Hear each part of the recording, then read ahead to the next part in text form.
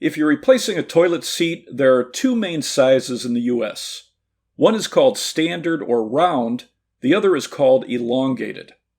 To figure out which one you need, measure from the holes in the bowl for the toilet seat bolts to the front of the bowl. If it's roughly 16.5 inches, you need a standard or round toilet seat. If it's roughly 18.5 inches, you need an elongated seat. I'm putting in a basic round toilet seat. The seat comes with 2 bolts and nuts. The beveled side of the nut faces up. Lift up the covers on the hinges and place the hinges over the holes in the bowl.